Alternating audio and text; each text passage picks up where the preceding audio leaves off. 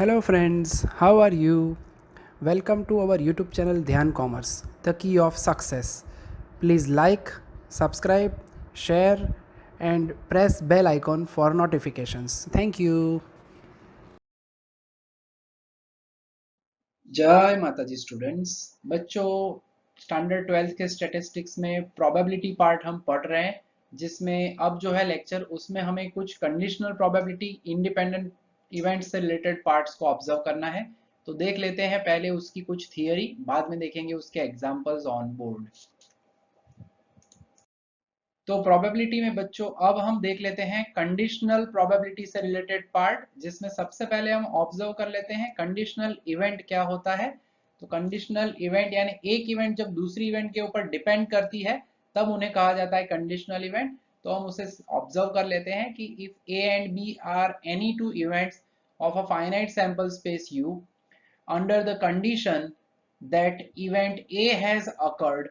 If event B occurs, then that event B is called the conditional event. यहाँ पे हम कह सकते हैं it is denoted by the symbol B when A has occurred. ठीक है, तो जब इवेंट A अकर होता है तो इवेंट जो पहले होती है उसे बाद में लिखा जाता है, जिस इवेंट को आप बाद में ऑब्जर्व करते हो वो पहले, यानी पढ़ा जाएगा event B when A has occurred। ठीक है, वैसे ही हम कह सकते हैं दूसरा हिस्सा, similarly under the condition that event B has occurred, if event A occurs, then the event A is called, it is denoted by A when B has occurred, या A ऑब्लिक B कह सकते हैं आप उसे समझने के लिए। ठीक है, तो ये कंडीशनल इवेंट हुई हमारी।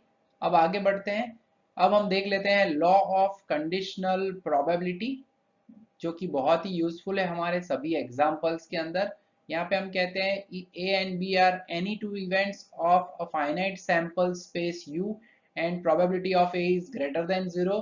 The rule to obtain the probability of event B when A has happened, then the probability of occurrence of event B given that event A has occurred, ये हम ऐसे पढ़ सकते हैं। ठीक है, is called the law of conditional probability and this rule is written as under। उसे हम लिख सकते हैं probability of B when A has happened, it is equal to formula wise P of A intersection B upon P of A।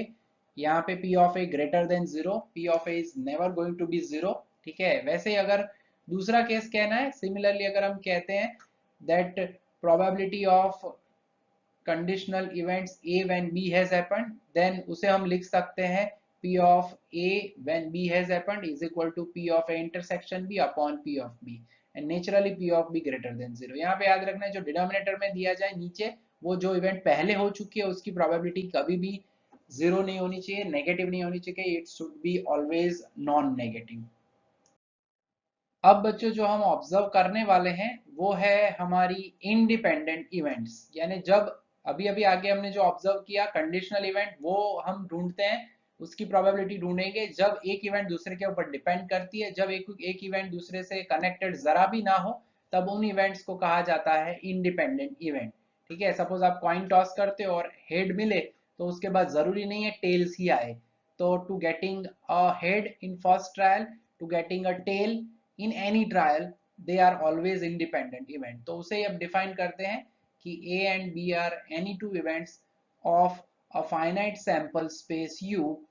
the event B is called independent, अगर notation अगर हम use करना चाहे of event A, then if the probability of occurrence of event A does not affect the probability of occurrence of event B, then it is called independent event. यानी उसे हम लिख सकते हैं, कंडीशन देनी है तो if P of A when B has happened is equal to PA, P of B when A has happened is equal to P of B, then A and B are said to be mutually independent events। यानी ultimately P of A when B has happened use कब करते हैं, B A के ऊपर depend करता हो तो, या P of B when A has happened कब लिखते हैं, जब A के ऊपर B इवेंट डिपेंड करती हो, दोनों एक दूसरे पर डिपेंड ना करे तो कंडीशनल प्रोबेबिलिटी वाला पार्ट नहीं आता। टेक्निकली ये P of A when B has happened is equal to P of B लिखा जाता है। P of B when A has happened is लिखा जाता है P of B। तो ultimately they are independent events. तो उससे रिलेटेड कुछ एक दो पॉइंट्स ऑब्जर्व करने हमें। तो P of A intersection B is equal to हम लिख सकते हैं P of A into P of B। Simply हम उन्हें स्प्लिट कर सकते हैं। अब हम कहते हैं कि अगर if A and B are independent तो उससे कनेक्टेड कुछ रिजल्ट्स है वो भी हमें ऑब्जर्व करने हैं। यानी अगर A and B dash independent है तो P of A intersection B dash is equal to PA into P of B dash. Independent हो तो इंटरसेक्शन से हम दो प्रोबेबिलिटी अलग कर सकते हैं। Similarly A dash and B are independent हो तो P of A dash intersection B is equal to P of A dash into P of B लिख सकते हैं। एंड तीसरा, अगर दोनों ही complementary event A dash and B dash को भी हम इंडिपेंडेंट कहते हैं, then also P of A dash intersection B dash is equal to PA dash into P of B dash. अगर A एंड B इंडिपेंडेंट है तो कोई भी कॉम्प्लीमेंट्री इवेंट्स भी इंडिपेंडेंट ही होगी। ये तीन ऑप्शन हमने ऑब्जर्व कर लिए। A एंड B डैश भी इंडिपेंडेंट होगी, A डैश एंड B भी इंडिपेंडेंट होगा, and as well as A dash and B dash will also be independent. बच्चों अब हम ऑब्जर्व कर लेते हैं law of multiplication of probability, जो कि डिपेंड करता है मेनली ऑन कंडीशनल प्रोबेबिलिटी। ठीक है, तो देख लेते हैं उसे। A and B are any two events of a finite sample space U. The rule of obtaining the probability of the event A intersection B, which corresponds to the occurrence of two events A and B simultaneously, is called law of multiplication या rule of multiplication of probability। उसे हम indicate करेंगे। This rule is written as under. दो तरह से लिखा जा सकता है। P of A intersection B is equal to PA into P of B when A has happened, अगर A इवेंट पहले अकर करती है तो।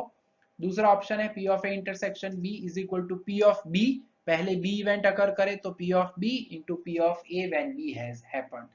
तो दो में से कोई भी एक तरीका यूज कर सकते हैं और इस लॉ का हम इस्तेमाल कर सकते हैं। तो बच्चों अब हम ऑब्जर्व कर लेते हैं एक इंपॉर्टेंट पॉइंट, जो कि है selection with replacement and without replacement. ठीक है, तो उसमें पहले विथ रिप्लेसमेंट यानी अगर कोई बॉक्स है उसमें से अगर आपको ब्लैक एंड व्हाइट कलर के चार चार बॉल्स पड़े हुए हैं और उसमें अगर आपको विथ रिप्लेसमेंट अगर कोई भी सिलेक्शन करना है तो मैं एक बॉल सिलेक्ट करूंगा, यानी टोटल 8 बॉल्स में से एक बॉल बाहर निकलेगा। चेक कर लेंगे ब्लैक है या व्हाइट है, फिर वापस अगर रख दिया जाए उसी बॉक्स में तो 8 के 8 बॉल्स रहेंगे, तो उसे हम कहेंगे सिलेक्शन विथ रिप्लेसमेंट। मगर एक बार सिलेक्ट किया हुआ बॉल वापस अगर ना रखे, उसे बाहर निकाल दिया जाए तो बाद में 7 बॉल्स रह जाएंगे, तब उसे कहा जाता है सिलेक्शन विदाउट रिप्लेसमेंट। तो देख लेते हैं दोनों टर्म्स को। पहला है सिलेक्शन विथ रिप्लेसमेंट, जिसके अंदर जो मैंने अभी एग्जांपल से समझा है वही चीज है कि in any trial if the selection of a unit from the population is done by replacing the unit selected in the previous trial back to the population, then it is called selection with replacement। यानी वापस रख दिया जाए उसी जगह पे population में तो उसे with replacement कहेंगे, वापस ना रखा जाए तो उसे हम कहेंगे विदाउट रिप्लेसमेंट। ठीक है, तो अब देख लेते हैं सिलेक्शन विदाउट रिप्लेसमेंट कि in any trial if the selection of a unit from the population is done by not replacing the unit selected in the previous trial back to the population, then it is called selection without replacement। इसका इस्तेमाल बच्चों हम जब example में करेंगे तब मैं आपको ज्यादा एक्सप्लेन करूंगा। ठीक है, अब जो हमें ऑब्जर्व करना है वो है, वैसे तो ये स्टैटिस्टिकल डेफिनेशन इस लेक्चर में हम डिस्कस नहीं करेंगे, बट नेक्स्ट लेक्चर में ये लास्ट पार्ट है स्टैटिस्टिकल डेफिनेशन ऑफ प्रोबेबिलिटी, उसका इस्तेमाल हम वहां पे करने वाले हैं, तो उस वजह से मैं यहीं पे डिस्कस कर लूंगा। तो फिर नेक्स्ट में बाद में हमें एग्जाम्पल ही देखने रहेंगे। ठीक है, अब इसमें है क्या, तो अगर कोई भी ट्रायल को रिपीटेडली अगर किया जाए under the same identical condition, अब इस डेफिनेशन का इस्तेमाल हम कब करते हैं, जब हमारे पास total number of outcomes available ना हो तब इसका इस्तेमाल किया जाता है। जैसे कि कोई अगर मॉल है, शोरूम है, उसमें नंबर ऑफ कस्टमर्स आते हैं तो हमें पता नहीं होता कि टोटल कस्टमर्स कितने पहले से आएंगे। ठीक है, तो उसके लिए हमें डेली सैंपलिंग करना पड़ता है। पहले दिन 100 आए, दूसरे दिन 150 आए, तीसरे दिन 130 आए, उसमें से प्रोडक्ट कितने लोगों ने परचेज की, उस हिसाब से हम प्रोडक्ट परचेज की प्रोबेबिलिटी फाइंड कर सकते हैं depending on the number of customers they which came in the showroom.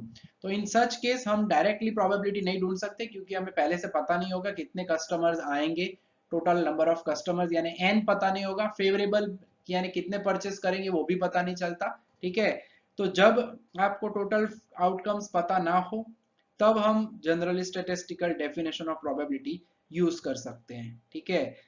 तो अब देख लेते हैं इसकी डेफिनेशन, जो कि हमें यहाँ पे क्लियरली मेंशन करके दिया गया है, that if a random experiment is repeated n times under identical conditions and out of n such trials m trials are favorable to the occurrence of some event A, then the relative frequency m by n is called the estimate of the probability of occurrence of the event A, which is denoted by P of A.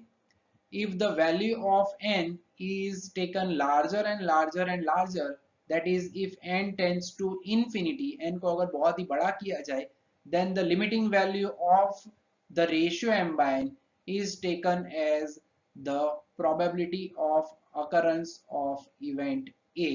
Symbolically उसे हम लिख सकते हैं simply P of A is equal to limit n tends to infinity m by n, जो कि हमारे limit chapter से ये हिस्सा थोड़ा सा कनेक्टेड है, ठीक है।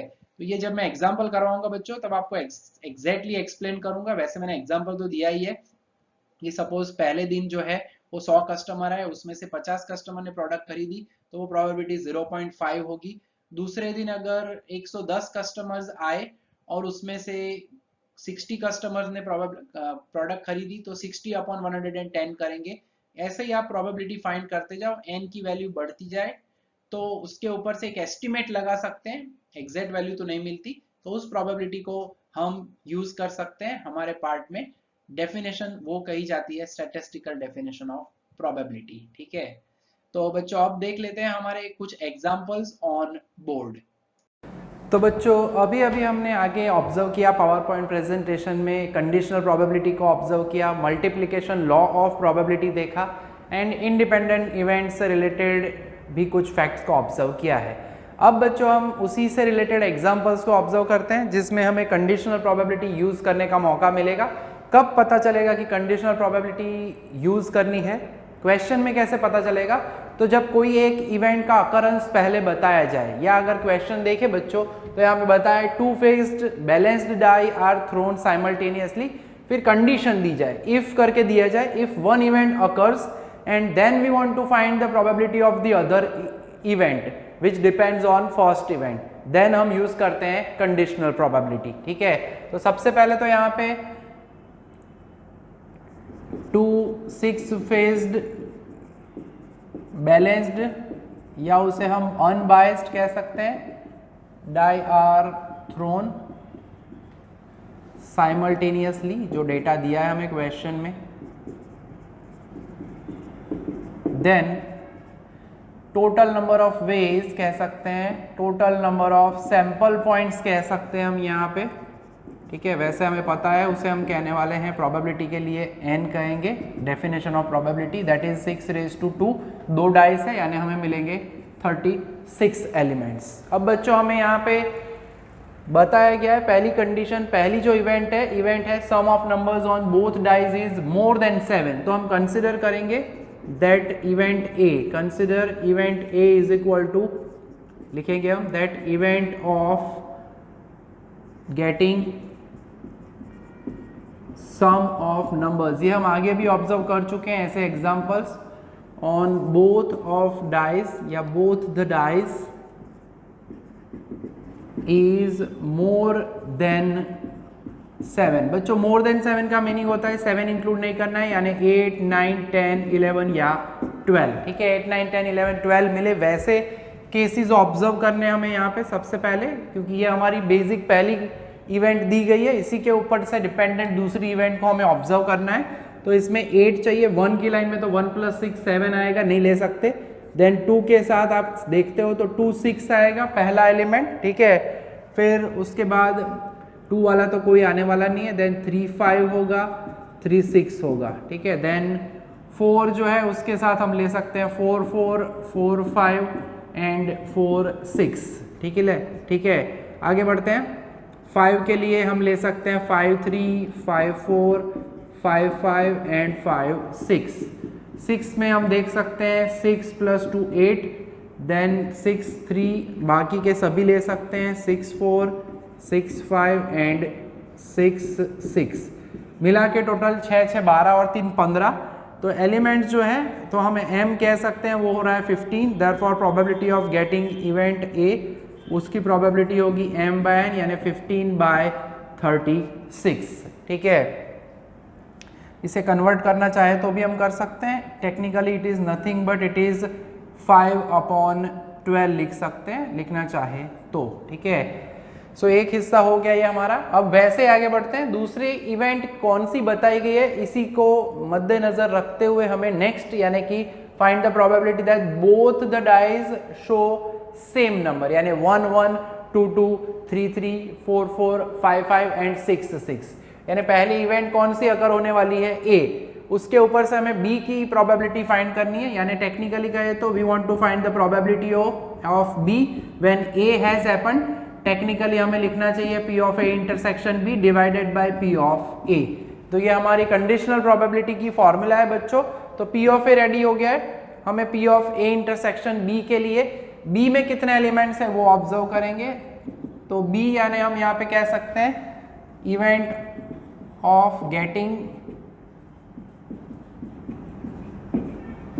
both the dice show same numbers।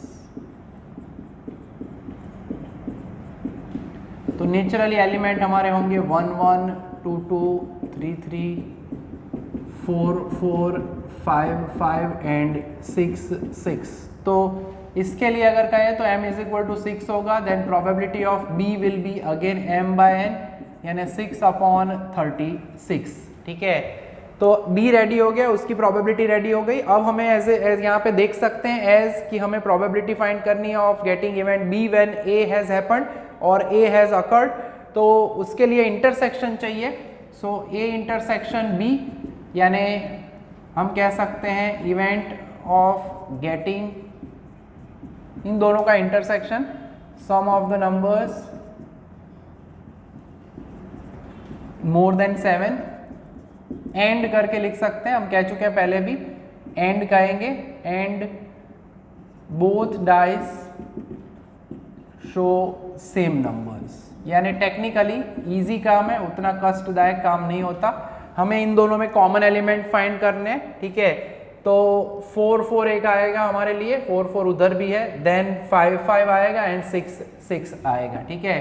तो हम लिख सकते हैं 4 4 5 5 and 6 6।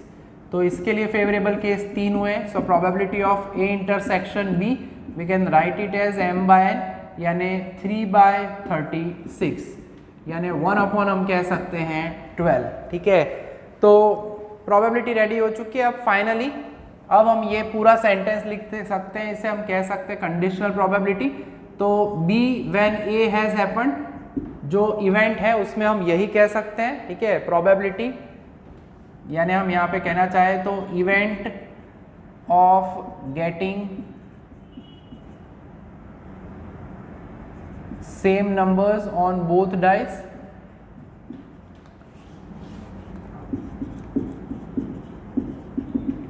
When,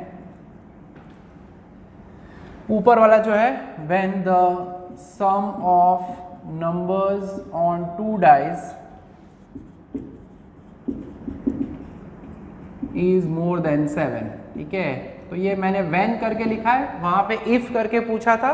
so probability of B when A has happened, technically हम कह सकते हैं P of A intersection B divided by P of A।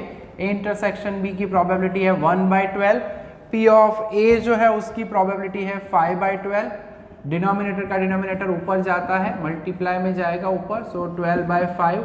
सो इसका आंसर जो है बच्चों वो हमें मिल जाएगा कंडीशनल प्रोबेबिलिटी का, वो होगा 1/5, ठीक है। तो सिंपली क्वेश्चन में देखना है बच्चों, पहले एक इवेंट अगर अकर होती है, if one event happens and उसके ऊपर नेक्स्ट इवेंट जो है वो डिपेंड करती है, दोनों एक दूसरे के साथ कनेक्टेड है, then we use conditional probability. तो देख लेते हैं कुछ और एग्जांपल्स। तो अब ऑब्जर्व कर लेते हैं एक्सरसाइज नंबर 1.4 का चौथा एग्जाम्पल बच्चों। तो कुछ थोड़ा सा पार्ट इसके अंदर अलग दिया हुआ है। क्वेश्चन देख सकते हैं 80% customers hold saving account, then बताया गया 50% of the customers hold current account, then ये दोनों को हम इवेंट नामकरण कर देते हैं ए एंड बी, फिर आगे बढ़ते हैं। A is equal to event that customers hold saving account, ठीक है। सिमिलरली अब इसकी प्रोबेबिलिटी हमारे पास है, उन्होंने प्रोबेबिलिटी दी हुई है 80%, 80% हम लिख सकते हैं 80/100, 80/100 यानी technically it is nothing but 4/5, ठीक है। सिमिलरली बी जो है उन्होंने इवेंट बताई है, उसमें बोला हुआ है इवेंट दैट कस्टमर्स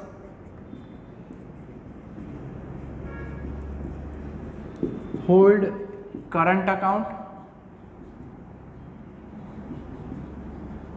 ठीक है।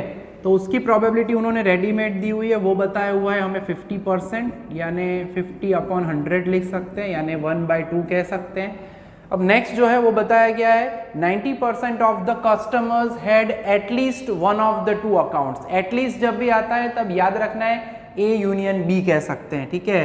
तो नेक्स्ट में जो उन्होंने कहा हुआ है, ठीक है, ए यूनियन बी के बारे में सीधा हमें प्रोबेबिलिटी दी हुई है, सो ए यूनियन बी कह सकते हैं हम event that customers hold at least one of the saving account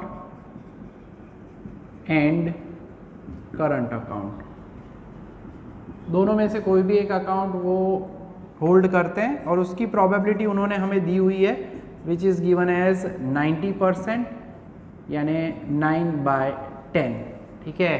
तो ये वैल्यूज दी हुई है। अब हमें क्वेश्चन में क्या बताया, इसके बाद हमारा क्वेश्चन आता है पता कब चलेगा कि कंडीशनल प्रोबेबिलिटी है, इफ करके बताया जाता है कि पहली इवेंट कौन सी अकर कर रही है, if one of the holders randomly selected from this bank holds current account. Current account की इवेंट को हमने बोला हुआ है इवेंट बी, यानी पहले बी अकर हो रही है, पहले बी इवेंट होती है, बाद में ए की प्रोबेबिलिटी होगी naturally, then the probability that he holds a saving account, यानी उसके पास ऑलरेडी करंट अकाउंट तो है ही मगर सेविंग अकाउंट भी हो उसकी प्रोबेबिलिटी।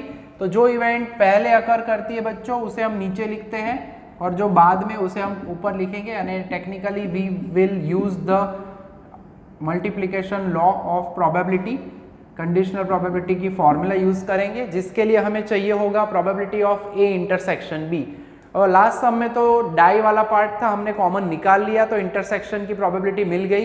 अब यहाँ पे डेटा नहीं दिया है तो क्या करेंगे, तो we use addition law of addition of probability, यानी P of A union B is equal to P of A plus P of B probability of A intersection B.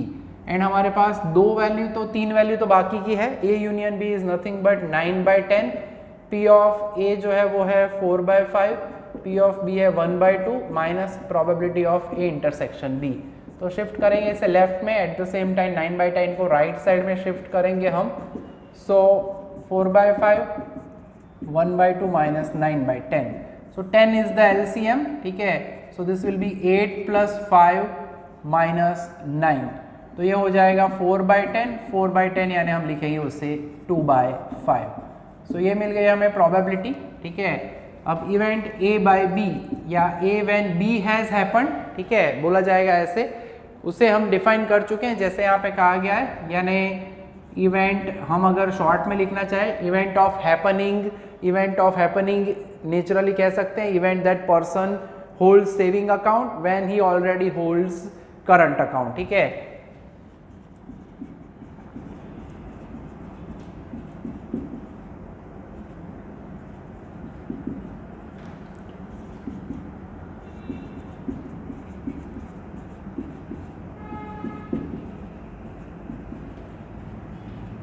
तो इस तरह से हम इसे लिख सकते हैं। तो जैसे मैंने कहा था अभी, conditional probability, multiplication law of probability भी कह सकते हैं। P of A intersection is 2/5 and probability of B जो है वो है हमारे पास 1/2, ठीक है।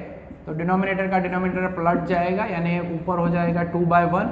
सो फाइनली अगर हम कहना चाहें कि अगर किसी पर्सन के पास करंट अकाउंट है एंड देन उसके पास सेविंग अकाउंट की प्रोबेबिलिटी फाइंड आउट करनी है, तो that will be nothing but final answer 4/5, ठीक है। तो 4/5 विल बी द प्रोबेबिलिटी, या इसे अगर हम कहना चाहें तो कन्वर्ट करें तो इट इज़ 80% चांसेस है कि करंट अकाउंट है उसके पास सेविंग अकाउंट भी होगा। तो इफ़ करके जो इवेंट दी जाए बच्चों वो पहले अकर करती है, यानी उसे हम नीचे लिखेंगे, बाद में होने वाली इवेंट ऊपर लिखी जाती है कंडीशनल प्रोबेबिलिटी में, ठीक है। तो अब और एक इम्पॉर्टेंट एग्जांपल देख लेते हैं। तो अब एक छोटा सा प्यारा सा सम ऑब्जर्व करना है जो कि है सम नंबर 6, जिसमें हमें उन्होंने बताया हुआ है probability of m is equal to probability of f which is 1/2, जिसके ऊपर से हम लिख सकते हैं probability of m is 1/2 and probability of f is 1/2। अब उन्होंने हमें कंडीशनल प्रोबेबिलिटी दी हुई है, दैट फर्स्ट पार्ट दिया हुआ है probability of event A when m has already happen is 1/10 and probability of A when f has already happen is 1/2। तो formula का इस्तेमाल करना है। पहले हम यूज़ करेंगे probability of A when m has happen, तो technically it is P of A intersection m upon probability of m। अब हमें फाइंड करना है P of A intersection m की प्रोबेबिलिटी, तो टेक्निकली इसे कन्वर्ट करते हैं। P of A intersection m is nothing but P of, ये m को मैं लेफ्ट साइड पे ले जाऊंगा, P of m into probability of A when m has happen, that is multiplication law of our probability. So this is 1/2 into 1/10, तो इसका answer हमें simply मिल जाएगा 1/20। So probability of A intersection m मिल चुका है। वैसे ही दूसरा जो केस है, छोटा सा हिस्सा है, probability of A when f has happen, probability of A intersection f upon probability of f। तो इसे भी कन्वर्ट कर सकते हैं हम, therefore probability of A intersection f is equal to, simple काम करना है बच्चों, वैल्यूज दी गई है, ज़्यादा कुछ कॉम्प्लिकेटेड काम है नहीं। So probability of f is also 1/2 but A when f has happened is given as 1/2, तो इसका आंसर जो है बच्चों वो हमें मिलेगा 1/4, ठीक है। तो सिंपल हम ये मल्टीप्लिकेशन लॉ ऑफ प्रोबेबिलिटी का इस्तेमाल करके कंडीशनल प्रोबेबिलिटी ढूंढ सकते हैं, ऐसे इंटरसेक्शन की प्रोबेबिलिटी ढूंढ सकते हैं, ठीक है। देख लेते हैं कुछ और एग्जांपल्स। तो बच्चों अब देख लेते हैं एक्सरसाइज 1.4 का 7 नंबर का एग्जांपल। इसमें हमें क्वेश्चन में दिया गया है कि there are 2 gold coins and 4 silver coins in a box. हम एक छोटा सा टेबल बनाएंगे बच्चों, ठीक है। बॉक्स नंबर 1 नंबर 2 ऐसे लिखेंगे क्योंकि यहाँ पे 2 बॉक्स का डेटा दिया है। अगर आप ऐसे टेबल में काम करोगे तो बहुत ही ईजी हो जाए। तो बच्चों अब हम ऑब्जर्व कर लेते हैं एक्सरसाइज नंबर 1.4 का 7th नंबर का एग्जांपल। क्वेश्चन में हमें यहाँ पे बताया है there are 2 gold coin and 4 silver coin in 1 box and दूसरे बॉक्स के अंदर 3 गोल्ड एंड 5 सिल्वर कॉइन्स है। 1 coin is selected from each box, यानी पहले बॉक्स में से अगर गोल्ड लिया जाए तो दूसरे में से कंपल्सरीली हम सिल्वर लेंगे, पहले में सिल्वर लिया जाए तो दूसरे में से हम लेंगे गोल्ड कॉइन, ठीक है। Then find the probability that one of the selected coin is gold and the other is naturally silver, यानी 1 by 1 2 बॉक्सेस में से हमें सिलेक्ट करना है कॉइन को, ठीक है। सबसे पहले तो बच्चों टेबल बना देंगे। जब भी इस टाइप का सम होता है हम बॉक्स कितने हैं, यहाँ पे 2 बॉक्सेस है, मैं नंबर देता हूँ, box number 1 box number 2, gold coins और सिल्वर कॉइन्स का जो डेटा है वो हम टेबल में लिख देंगे तो इजीली प्रोबेबिलिटी ढूंढ सकते हैं। And total number of coins, चाहे वो गोल्ड हो या सिल्वर हो, प्रोबेबिलिटी में इसकी ज़रूरत पड़ेगी। 2 and 4 है, मिला के होंगे 6। सिमिलरली हमारे पास यहाँ पे दूसरे के अंदर बताया गया है कि 3 गोल्ड कॉइन है एंड 5, तो टोटल मिला के 8 कॉइन्स, ठीक है।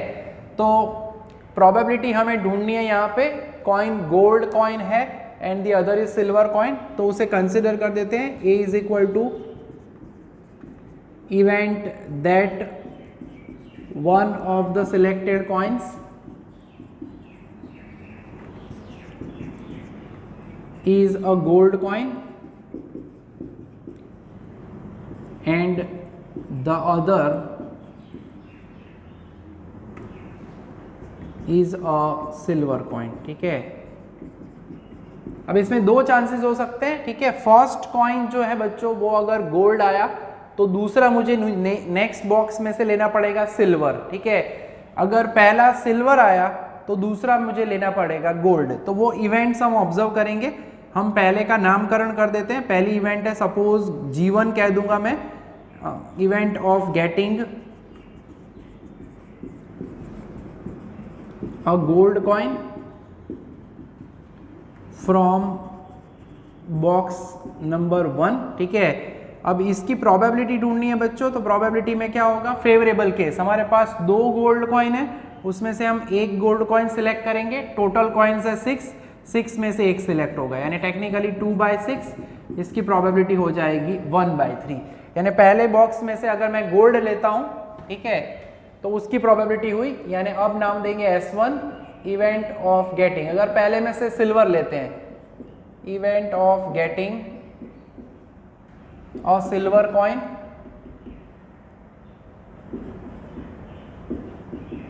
फ्रॉम बॉक्स 1,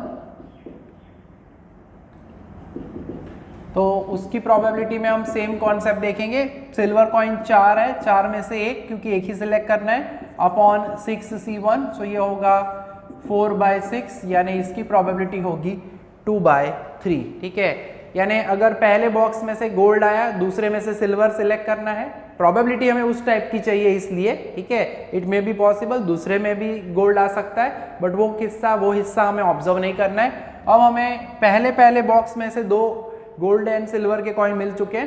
पहला अगर गोल्ड है तो दूसरे में से नेचुरली हमें लेना पड़ेगा सिल्वर। ठीक है, तो G2 एंड S2 सेम इसी तरह से हम ढूंढ लेते हैं। इवेंट ऑफ गेटिंग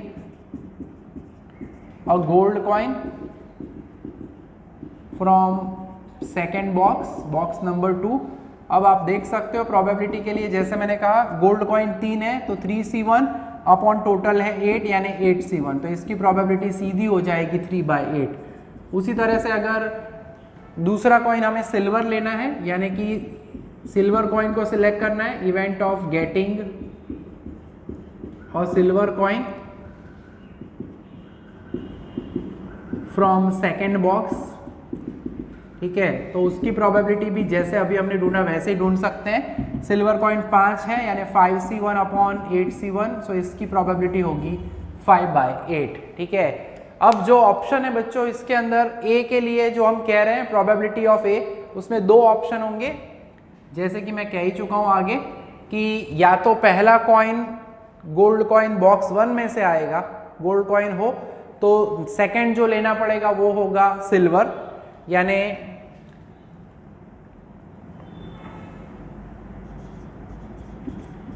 अगर सीधा लिखे हम probability that one of the selected coins is a gold coin and other is silver coin, तो उसमें हमें कहना पड़ेगा 2 केसेस हो सकते हैं। ठीक है, probability that gold coin is selected from box 1 and silver coin is selected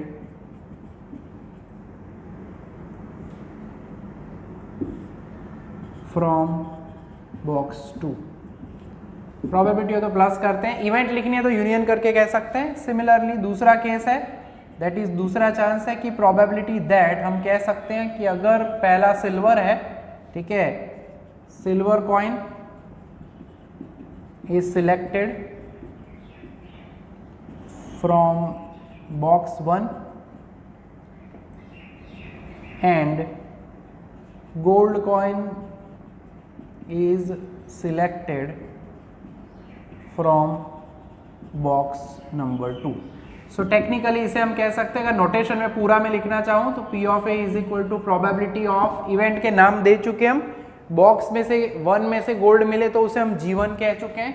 सो हम कह सकते हैं G1 इंटरसेक्शन सेकंड में से लेना पड़ेगा तो S2 सेकंड बॉक्स में से, यानी S2 पहला गोल्ड पहले बॉक्स में से, दूसरा लेना है silver from second box, plus probability पहला अगर आप लेते हो गोल्ड कॉइन, ठीक है, सॉरी पहला अगर हम लेते हैं सिल्वर कॉइन, दूसरा अगर हमें लेना पड़े गोल्ड कॉइन. तो ये दो केसेस होने वाले, फर्स्ट अगर गोल्ड है तो दूसरा सिल्वर लेना पड़ेगा. ठीक है, अब वैल्यूज रख देते हैं हम. अब यहाँ पे जो है बच्चों जनरली हम यूज करते हैं conditional probability, but selection of gold coin and silver coin do not depend on each other. तो ये जो इवेंट्स है बच्चों दे आर इंडिपेंडेंट इवेंट्स. तो हमें सिंपली इसे आगे हम कंडीशन ऑब्जर्व कर चुके हैं तो इनको स्प्लिट कर सकते हैं सिंपली. ठीक है, तो P ऑफ G1 की प्रोबेबिलिटी है 1/3 into probability of S2 is 5/8 plus P of S1 यानी 2/3 एंड P ऑफ G2 यानी 3/8. तो दिस इज 5/24 प्लस 6/24. तो इसका आंसर होगा 11/24.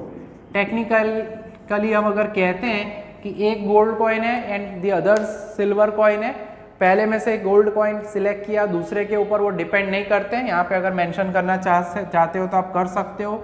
G1, G2, S1, S2 are independent events. अगर इंडिपेंडेंट इवेंट्स होती है तो उनको हम सिंपली इसी तरह से स्प्लिट कर सकते हैं. तो बहुत ही इंपॉर्टेंट एग्जाम्पल था बच्चों ये हमारे पार्ट में. ठीक है, ऐसे और कुछ एग्जाम्पल अभी एक्सरसाइज 1.4 के बाकी है जो कि हम नेक्स्ट सेशन में देखेंगे.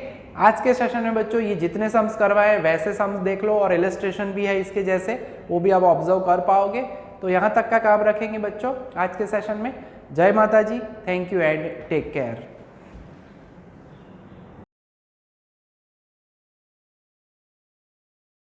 Please like, subscribe, share and press bell icon for notifications.